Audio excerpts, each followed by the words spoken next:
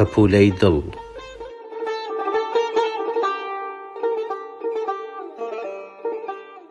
هۆنراوەیەک لە گوڵزاری شێعری مامۆستا قەلەندەر.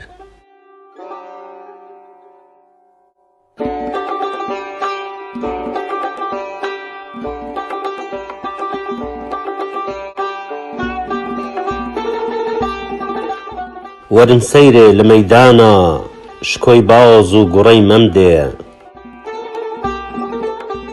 دڵێ ناڵان و چاوگریان سەدای زینە کە دەمدەم دێ.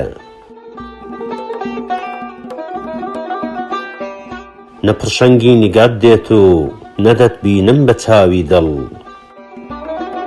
هەزار خۆزگە بە کامەم بێ خشەی پەنجەی لەسەر مەم دێ.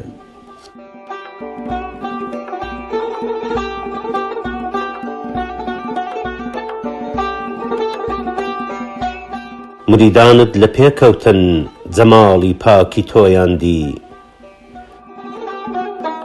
دەیان گوت وا گوڵی عالەم بە هێواشی و بە بێخەم دێ.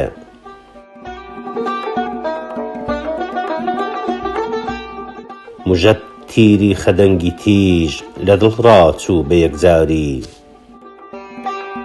سەدای ناڵە و فوغانی دڵ وەکوو هاشاوی نێوچەم دێ.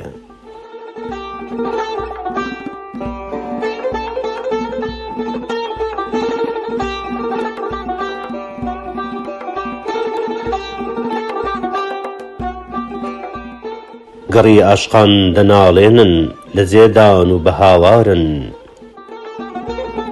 بەلێ پرسین دەبن ڕازی بەڵام هەوتن دەڵێن کەم دێ. لە بارانەی لەبی شیرین دەبم تێر و تەسەل خاتوون، بەڵام نایەت بە غوڕەم هەر بە چۆرچۆڕ و بە نەمنەم دێ.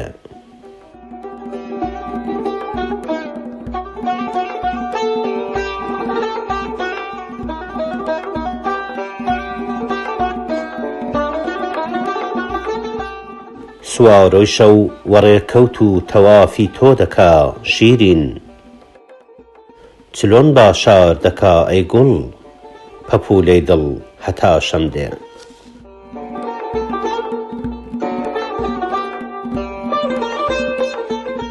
کاسمانی بەرەو ساماڵ دەکەم داوا لە بەختی خۆم، کەچی هەروە غومارە و لاپەڕەی ژینم تەمە و تەم دێ.